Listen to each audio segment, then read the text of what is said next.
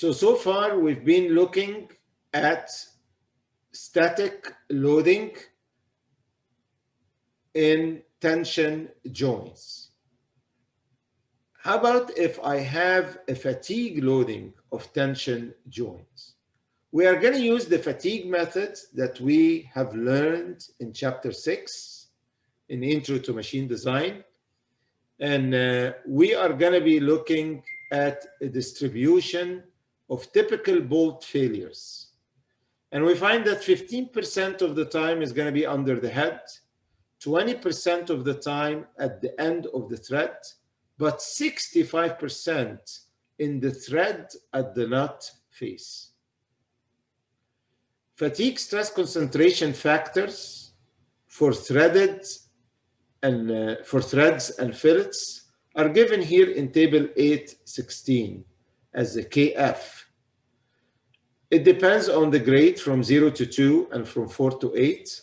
This is going to affect my KF. This is SAE grade and this is metric grade. We have a range.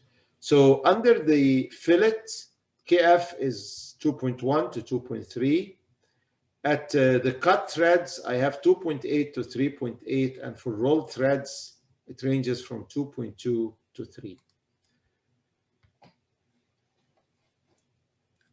How are we going to find the endurance strengths for bolts?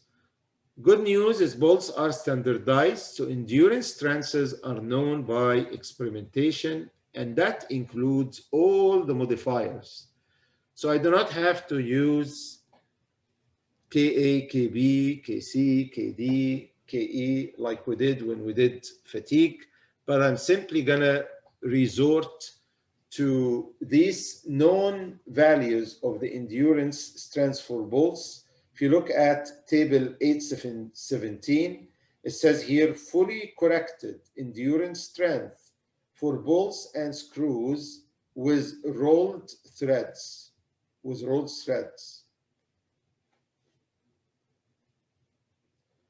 And these are for repeatedly applied axial loading, and they are fully corrected.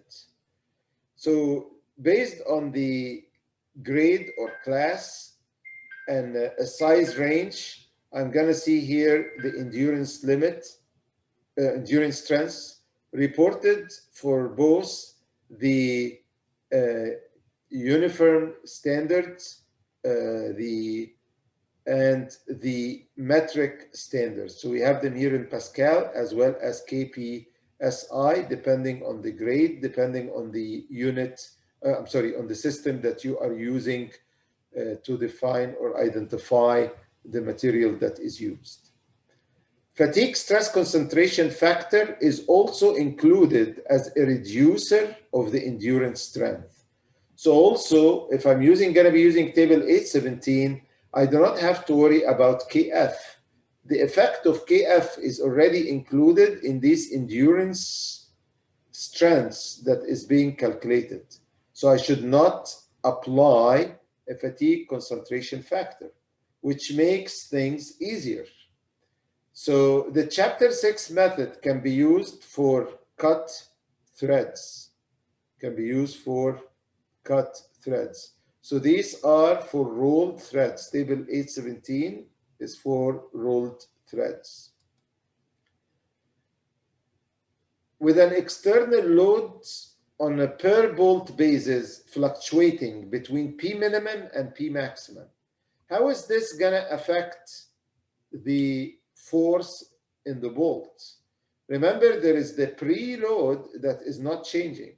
So even though I have a fluctuating load with the same P minimum and P maximum, the force in the bolt minimum and maximum are not going to be equal in magnitude, because FB minimum is going to be equal to the stiffness coefficient C times P minimum plus Fi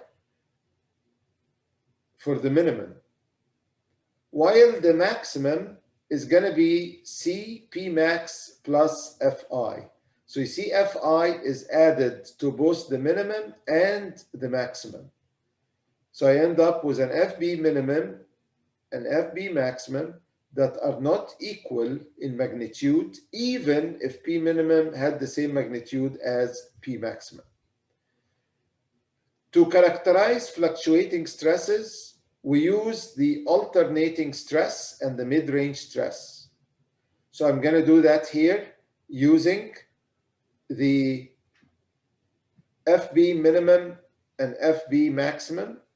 I can find the alternating by subtracting the minimum from the max divided by 2 divided by AT, which is this equation. If I substitute for FB minimum and FB max, I can write it here as CP max plus FI, and here minus CP minimum plus FI divided by, I take the 2 down, divided by 2AT. Sigma A then may be written as, if I take C and P max minus P minimum, and the Fi are going to cancel together. So I get a CA that is equal to C times P max minus P minimum divided by 2AT, equation 835. I'm going to do the same to find the mid-range strength. So instead of a minus, I have a plus to find the mid-range. So as if I'm finding the average. And again, I substitute for FB max and FB min and simplify. I get here, in this case, the Fi and Fi are added together, divided by 2. So I get here a C times P max plus P minimum divided by 2AT plus Fi divided by AT, which is equation 836. So we have equations 835 and 836 to calculate sigma A and sigma M. And then I would use a typical fatigue load line for both. And I want to mention here that for this typical fatigue load line on a Goodman, this is the modified Goodman line. So I have here my vertical axis is for alternating stress and my horizontal is for mid-range. My initial or pre-load, when I do not have any alternating stresses, is going to be my pre-load stress. So I take my preload, Fi, divided by AT, and this is my starting point. Then I'm going to take any typical point. I find here this point B. So I have point A and point B. If I connect these two together, this is going to give me a typical load, fatigue load line for both. So I go at an angle. And as we're going to see later on, that this is a uniform increase. So this is like a 45-degree angle. So now I have my load line, and I can use the load line where it intersects with my modified Goodman line to find a fatigue factor by taking the distance AC divided it by the distance AB. And this line, typical load line, starts from constant and increase with a constant slope. And with that being said, one point here would be sufficient to find the load line. The equation of the load line then may be written as sigma A divided by sigma M minus sigma I multiplied by Sm minus sigma I. The equation of Goodman line is SA equal to SE minus SE divided by SUT times SM. Now, remember here, Goodman line, when I am using S, is for strength. And in order to find the intersection point, we are going to solve these two equations together.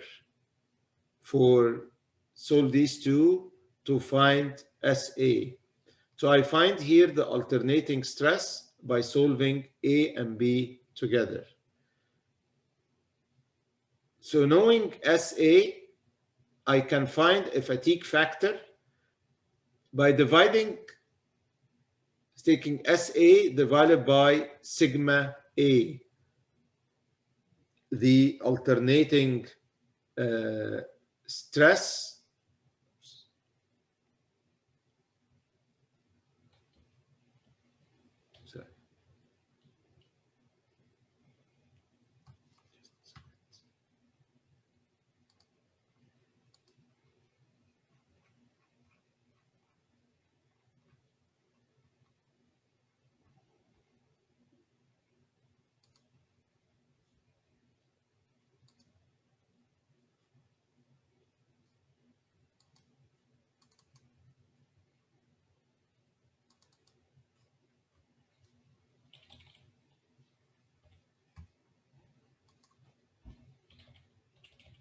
Sorry for that.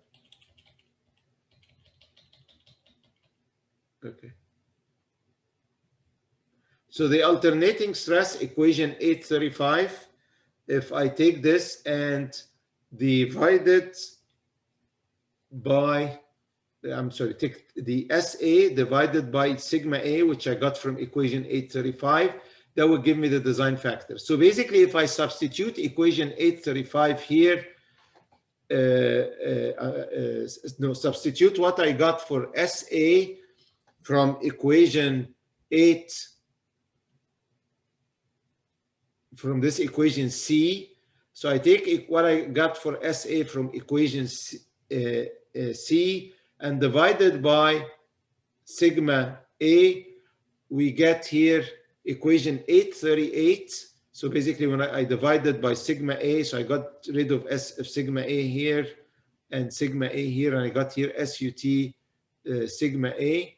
This is going to give me the fatigue factor of safety, fatigue factor of safety.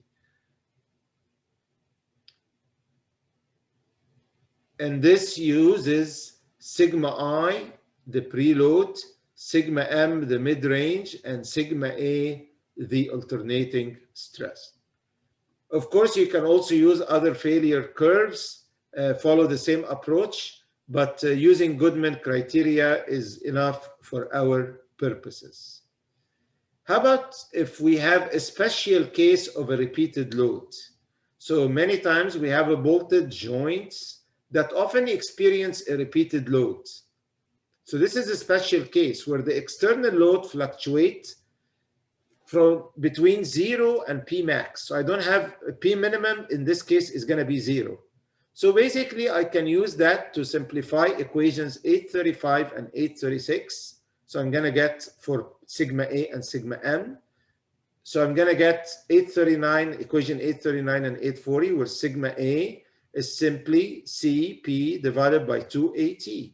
And sigma M will be Cp divided by 2At plus Fi over At. For a constant preload line, I can say that sigma M is equal to sigma A plus sigma I.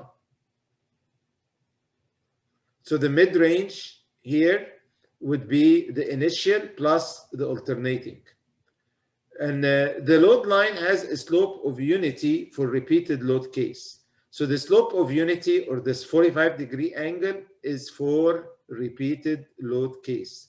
This is not true for fluctuating loaded. So only for repeated load, the slope is unity.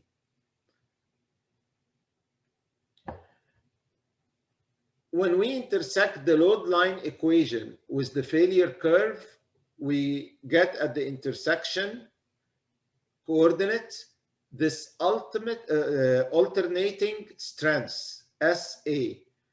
We divide SA by sigma A to get a fatigue factor. So if I look at my load line, I have sigma M equal to sigma A plus sigma I. Goodman criteria, which is the one I'm going to focus on, the equation is SA divided by SE plus SM divided by SUT is equal to 1. I'm not going to ask you to worry about Gerber and the elliptic method for this class, but it is the same concept. We have these equations 843 and 844. Now, depending on which criteria we're going to be using, we're going to be solving for SA, these two equations together, or these two, or these two. So for a Goodman, when you solve, you find SA, and then you use this SA to find a design factor. Using Goodman criteria, you will find NF is equal to SE times SUT minus sigma I divided by sigma A times SUT plus SE. So right way, using, if you have these repeated loads and you want to use Goodman criteria, you can use equation 845. If you know the preload stress, the alternating stress, you will find the design factor NF.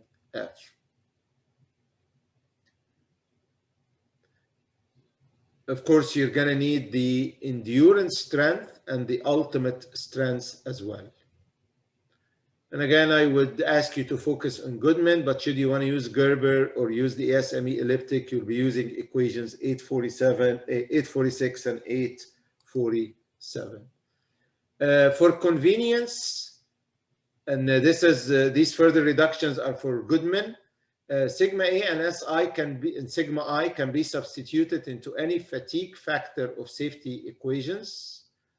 And when we do so for the Goodman criteria, we find NF here using the endurance strength, and I'm using here an Fi instead of a sigma I, and I'm using here the AT and the stiffness coefficient C. If there is no preload, C is going to be equal to 1, and Fi is going to be equal to 0. This is going to result NFO is equal to 2 SE SUT AT divided by P times SUT plus SE. The preload is beneficial for resisting fatigue when NF over NFO is greater than unity. This puts an upper bound on the preload. So we're going to get here an upper bound of the preload. We want to make sure that Fi is going to be less than or equal to 1 minus C times SUT multiplied by AT.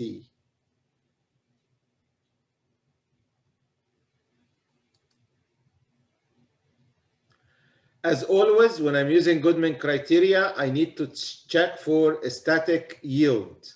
Must be checked. In fatigue loading situation, sigma A and sigma M are already calculated.